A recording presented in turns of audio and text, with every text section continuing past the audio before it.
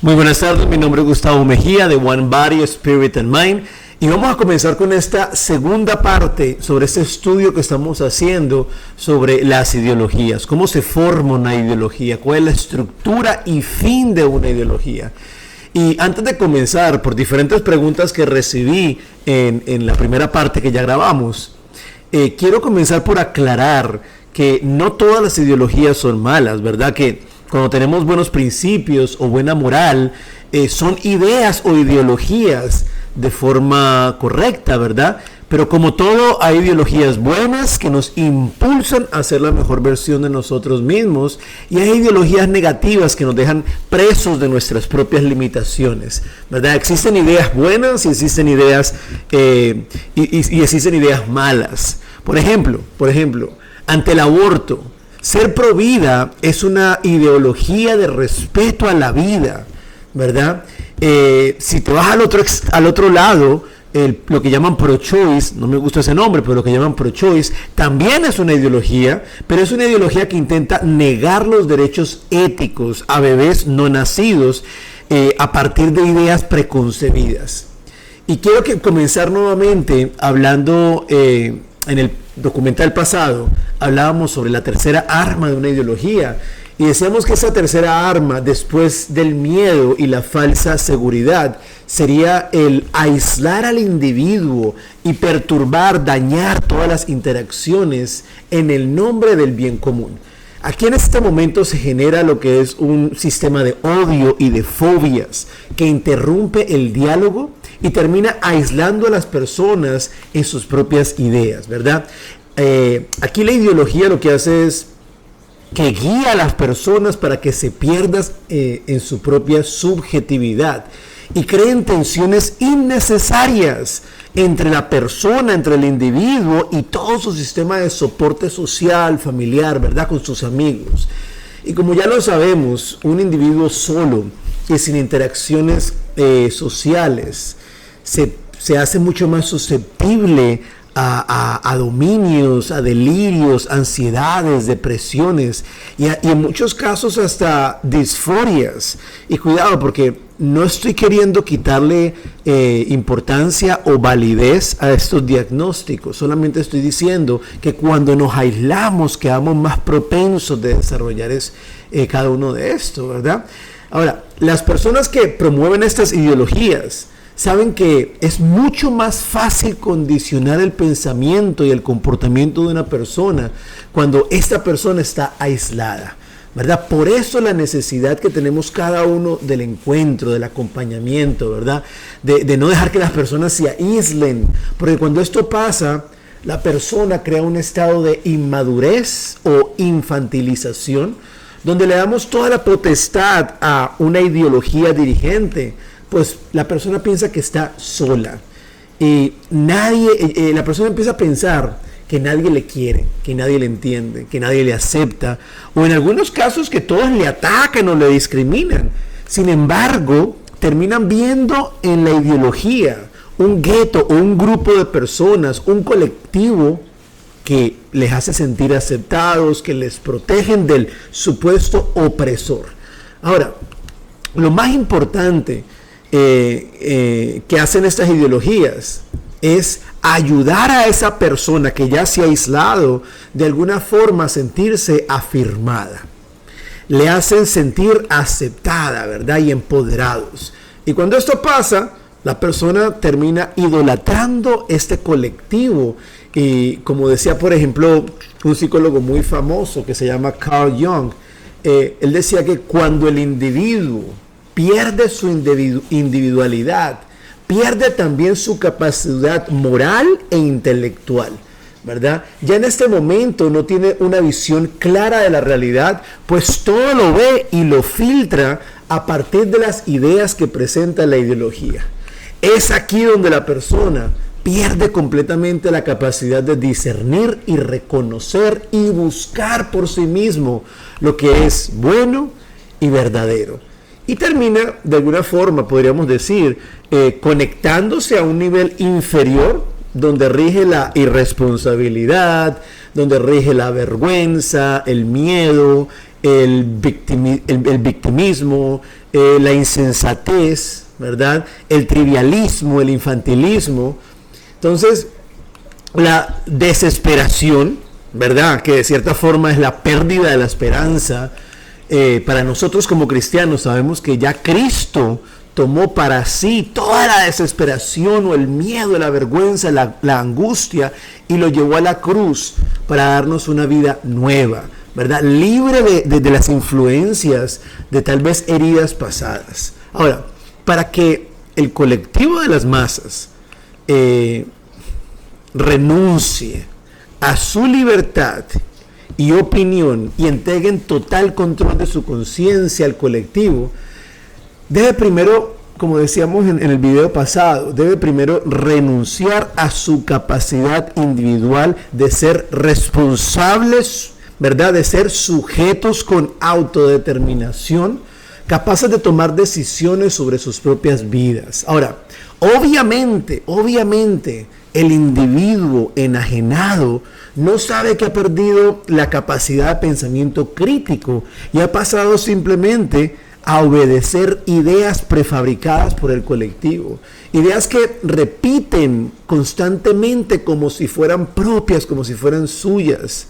Ahora, quien esté fuera de este colectivo comienza a presentársele como un enemigo despiadado, ¿verdad? Un enemigo despiadado que para ellos puede destruir lo que se ha logrado y por eso tienen autorización de atacar, de bloquear, ignorar y en muchos casos hasta humillar a cualquier persona que intente cuestionar sus verdades. ¿Verdad? Qué peligroso es esto, porque se acaba la capacidad del diálogo. Ahora, recordemos y tengamos en cuenta que nosotros sabemos que la persona, el ser humano, desde el principio fue creado bueno, fue creado bello y verdadero. Pero muchas veces tomamos decisiones incorrectas, ¿verdad? Y tomamos decisiones incorrectas de hacer el mal, ¿verdad? Pero para hacer el mal, muchas veces el ser humano, para hacer el mal, debe creerse a sí mismo que es bueno lo que está haciendo, o sea, que está ayudando a una causa más grande, o al menos que este acto que va a hacer favorece ya sea a sí mismo o a alguien, a otra persona. Ahora, por esa razón, la ideología le da a cada uno de sus seguidores toda la justificación para actuar de manera malintencionada o incorrecta, pues es la ideología el marco teórico que marca ahora lo que es bueno y malo, lejos de cualquier verdad objetiva. Y así, en vez de corregirla, ¿verdad? En vez de corregirla, terminamos o reprocharla por sus actos, termina siendo alabada, aplaudida, y la ideología es quien termina dando la estructura para que el individuo, ahora separado de su individualidad, pueda justificar sus actos antinaturales, inhumanos, alejados de la verdad y de cualquier bien común. Esto fue precisamente, si lo pensamos así, esto fue precisamente lo que pasó bajo el árbol del bien y el mal, ¿verdad? Decidimos tomar el fruto y comenzar por nosotros mismos a decidir lo que creíamos que era bueno y lo que era malo y a justificar cada una de nuestras acciones. Otro psicólogo muy famoso, ateo, Sigmund Freud, decía que el grupo, la masa, es extraordinariamente susceptible a ser influido y no tienen ninguna capacidad crítica, porque cuando nos identificamos con un grupo, nuestro pensamiento individual queda anulado y en su lugar es reemplazado por el pensamiento grupal.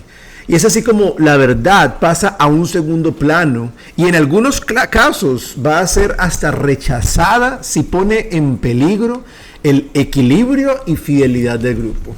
Y la verdad, esto yo mismo lo he visto muchas veces con mis colegas psicólogos, psicoterapeutas, terapistas, consejeros. Lo he visto también en consulta. Se sabe que algo no está bien, ¿verdad? Que algo no está bien con la cultura de hoy, con las propuestas del momento, pero nadie dice nada. y nadie dice nada porque pone en peligro al colectivo. Empezamos poco a poco a alejarnos de la verdad, la cual reemplazamos por ideas idílicas sin un fundamento alguno. Como decía un pensador que ahorita mismo no recuerdo quién era, pero él decía que la masa es un estado mental que surge cuando los individuos quedan desprovistos de su individualidad. Y es ahí que vemos una masa de personas, una cantidad de gente repitiendo las mismas cosas, algunas de ellas barbaridades, sin ningún tipo de fundamento, ¿verdad? La masa en su mayoría representa una sociedad donde las personas tienen baja autoestima, están solas, están llenas de heridas y en muchos casos no soportan su propia existencia porque ven la individualidad como un opresor. Y te digo algo, cuando nos miramos al espejo y odiamos lo que vemos, pero en el espejo del grupo nos sentimos cómodos, estamos en peligro, ¿verdad? Cuando en el espejo del grupo dejamos de ver nuestros defectos, nuestras malas actitudes, nuestros malos comportamientos, nuestros vicios dañinos, aquellas cosas que tal vez tenemos que cambiar y tenemos que mejorar, pero en cambio vemos lo que nos gusta o indultamos, ¿verdad? Donde vemos lo que creemos que es bueno y comenzamos a entenderlo y empezamos a entendernos a nosotros como parte de este grupo porque nos identificamos por las mismas tendencias, miedos, heridas, ¿verdad? Y empezamos a unirnos y a creernos como defensores de las minorías y de los oprimidos, enamorándonos de la imagen o de la idea más que de la obra o la misión real que está representada. De esta manera, el grupo o la ideología crea las víctimas, digo yo, las víctimas héroes de sofá, héroes de la comodidad, que sin hacer absolutamente nada extraordinario y sin esforzarse, sin ningún esfuerzo, ni el más mínimo, comienzan a quejarse de todo y creen que están generando conciencia. Comienza entonces un estado de división entre opresores y oprimidos, víctimas y victimarios, y nace la polarización ideológica que estamos viendo hoy dentro y fuera de nuestra iglesia. Y a este punto, cualquiera que tenga un punto de vista diferente o quiera promover un diálogo crítico será acusado de lenguaje de odio, machista, homofóbico, fascista, racista y demás, porque nos hemos inventado cantidad de palabras para poder fundamentar esta división, ¿verdad? Ahora, yo diría algo, así como este tercer paso es el aislamiento de la persona, yo creo que va muy acompañado de algo más, y es, yo diría, podría ser hasta un cuarto paso, y sería el lavado de cerebro por medio de la manipulación del lenguaje y los medios de comunicación, ¿verdad? Para presentar, para fundamentar, para mostrar sus ideas, ¿verdad? Para hacer todo esto. Ahora, ¿qué es lo que ellos hacen o qué es lo que ellos crean por medio del lenguaje y de los medios de comunicación? Van a fundamentar una sospecha sistemática en la cual se nos hace dudar de todo, especialmente del lenguaje, diciéndonos que mucho de lo que damos por hecho, por verdad, son simples, como llaman ellos, construcciones sociales, narrativas que pueden ser cambiadas. Y les voy a dar unos datos sencillos para que ustedes vean lo fácil que se puede lavar el cerebro de toda una sociedad, de toda una generación, ¿verdad? Toda la información que nos llega por los grandes canales de televisión, noticieros, radios, documentales, cines y hasta dibujitos animados, en un 80% pertenecen a 8 transnacionales, ¿verdad? 6 de ellas americanas. Así que no se nos puede hacer muy raro, ¿verdad? Que de repente Disney o Netflix quieran abrazar una nueva ideología y que esto tenga una repercusión en toda una generación que está viendo sus programas, que está repitiendo lo que está viendo, que está muchas veces viéndolo hasta de forma educativa, ¿verdad? Ahora, otro punto para pensar es que el 90% de la música que escuchamos, la música de consumo, está en las manos de 3 transnacionales, todas norteamericanas, ¿verdad? Y algunos de los presidentes de estas transnacionales odian el cristianismo y lo han dicho públicamente. Y por lo tanto atacan su ética, ¿verdad? Atacan su pensamiento moral, como lo vemos en muchas de las letras de sus canciones, videos que realizan en sus espectáculos. Ahora, como si esto fuera poco, el 90% de la pornografía que se consume de manera masiva también está en manos de 3 transnacionales, ¿verdad? De 3 transnacionales. Y nuevamente, como si fuera poco, el lenguaje también es manejado por ideologías. Un ejemplo sencillo, por ejemplo, es la palabra aborto, ¿verdad? Una palabra que nadie quiere usar, solo los cristianos, ¿verdad? Ahora, ¿cómo se le llama al aborto? Se llama salud sexual reproductiva. Por Dios. Pero ¿quién no quiere tener una sexualidad sana o una reproducción sana? ¿Quién podría estar en contra de la salud sexual y reproductiva? ¿Verdad? Ojalá y tuviéramos una sexualidad realmente más orgánica y real de acuerdo a la naturaleza, ¿verdad? Pero esto es solamente un título manipulado que se pone ante una ley de asesinato y masacre como lo es el aborto, ¿verdad? O por ejemplo, ¿cómo se llama el movimiento que promueve el aborto? Pro-choice. Por Dios, nuevamente, ¿quién no quiere la elección? ¿Quién no quiere defender la libertad de la elección de la persona? ¿Quién está en contra de la libertad de elegir? ¿Verdad? Entonces le ponen ese nombre pro-choice para que uno se siente identificado. Pero ellos no son pro-choice. En realidad ellos son pro-aborto, que es diferente. ¿Verdad? Hemos creado un lenguaje diferente. Hemos creado palabras de cancelación. Y si alguien cuestiona las realidades que el mundo nos está presentando hoy, entonces le llamamos fanático, machista, homofóbico, ¿verdad? Y empezamos a utilizar ese lenguaje de odio, ¿verdad? Anulando completamente el diálogo, cancelando la capacidad de diálogo y de darnos educación en la medida que hablamos. Ahora, por último, se utiliza la falacia ideológica manipulada emocionalmente, ¿verdad? En el desarrollo de un argumento. ¿Cómo es esto? Sí, en tiempos atrás decíamos, pienso, luego existo, ¿verdad? Pero en la actualidad es siento, luego existo. Necesito constantemente, estamos en una búsqueda desesperada por la validación, afirmación y aceptación, ¿verdad? Y a tal punto que empiezo a ver mis emociones y mis sentimientos como una verdad objetiva, ¿verdad? Tomamos nuestros sentimientos y emociones como medida de verdad.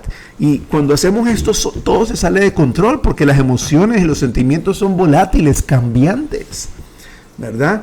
Así que tenemos que ver esto que está pasando. Y en esta parte del lenguaje vamos a ver que hay herramientas fuertes para este cambio y para este lavado de cerebro, como son, por ejemplo, la educación, ¿verdad? Las leyes, el gobierno, la política, que se han visto en muchos casos presas de ideologías absurdas que quieren cambiar el sentido mismo de lo que significa ser persona y los derechos que la persona misma tiene. Todo con una manipulación del lenguaje como excusa para pasar leyes, ¿verdad? Queriendo tocar la empatía de las personas y queriendo tocar esa parte del ser humano donde todos y cada uno de nosotros quiere un mundo más justo y en paz, ¿verdad? Entonces utilizamos ese deseo de la persona humana para empezar a pasar leyes que en realidad no nos van a dar ni la paz ni la justicia que estamos buscando. Por ejemplo, una palabra que se usa mucho en la actualidad y es la violencia de género. Y nuevamente, obviamente, ¿a quién le gusta ver a una mujer anulada, golpeada, maltratada? A nadie.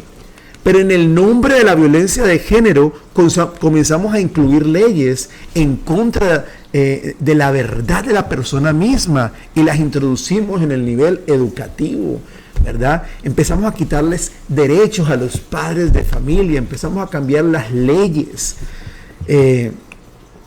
Una de esas cosas que pues no quiero entrar porque estoy hablando de muchas ideologías en sí que pueden ser negativas. pero por favor, a veces en la actualidad estamos viendo peleas donde queremos quitarle los derechos a los padres de familia porque no quieren comenzar un proceso hormonal con sus hijos de 10 y 11 años, de 9 años, ¿verdad? Tenemos que considerar ponerle hormonas a un niño de 9, 10 años, abuso infantil, ¿verdad? Eso es abuso infantil. Tenemos que entender eso. O por ejemplo, leyes que le permiten a la mujer en el 7º, 8º, 9º mes de embarazo matar a su criatura. Y lo aplaudimos, como vimos en Nueva York cuando esto se aprobó, lo aplaudimos y lo celebramos. Y el absurdo que estamos viviendo muchas veces llega a límites donde hay países y estados donde se cuestionan las leyes a favor de actos pedofílicos, ¿verdad? Como lo vimos, por ejemplo, en países como España, donde se decía o se peleaba que el adulto es la persona adecuada para instruir al menor sobre actos sexuales. Y esto solo demuestra el nivel de ignorancia que estamos tocando, ¿verdad? Estamos tocando niveles impresionantes. Nuevamente en España ya se puede tener relaciones sexuales un mayor con un niño de 12 años si se le da el ¿cómo se llama? El consentimiento, si hay un consent para este acto sexual, ¿verdad? En los Estados Unidos hay personas que ocupan en la actualidad un lugar en la Corte Suprema de Justicia que claman no tener conocimiento sobre lo que significa realmente ser mujer. Y así poco a poco vamos generando una sociedad contrasexual con manifiestos muy marcados y una estructura muy bien formada que podría llevar al decline total de nuestra civilización por medio de una romantización de ideas idílicas, ¿verdad? Donde el romanticismo y la responsabilidad pasan a ser ideas absurdas, ¿verdad? Mientras que la emoción toma un lugar de verdad, ¿verdad? La emoción se vuelve como un juez, más allá pues de cualquier ley real, de cualquier ley natural. Pero entendamos que el fin de las ideologías es siempre tomar control sobre la mente de las masas. Masas que están compuestas por seres humanos con la dignidad de hijos de Dios, ¿verdad? Pensemos muy bien lo que está pasando y sigamos formándonos, ¿verdad? Como decía la famosa frase de Hamilton, padre de esta gran nación: si no somos capaces de ponernos de pie para defender algo, terminaremos de rodillas o caídos defendiendo cualquier cosa. ¿Qué podemos hacer entonces para librarnos de esta tiranía ideológica enfurecida que quiere acabar hasta con la historia, destruir la historia? Eso lo vamos a ver en la tercera parte de este programa que estamos haciendo sobre las ideologías. Vamos a ver cuál es el lugar de la iglesia. Vamos a ver qué lugar tan importante juega San Juan Pablo II y la teología del cuerpo para poder dar una respuesta a esta crisis que tenemos hoy, en la que hemos olvidado lo que realmente significa ser humano, lo que realmente significa ser persona. Vamos a utilizar ese deseo de justicia, de verdad, de libertad que nuestros jóvenes tienen hoy, y vamos a darles herramientas correctas para que con este deseo ellos traigan un poco de luz en medio de la oscuridad que estamos viviendo. Pero dentro de todo esto, recordemos que al final el corazón inmaculado triunfará, el corazón de nuestro Señor y el corazón de nuestra Madre. Así que con esta esperanza vamos a seguir aprendiendo y vamos a seguir formándonos para responder de manera adecuada y correcta a las problemáticas que el mundo nos pone hoy. Soy Gustavo Mejía. Yo les pido que nos sigan en nuestro canal, que compartan estos videos y que juntos hagamos una cultura de vida. Que Dios te bendiga.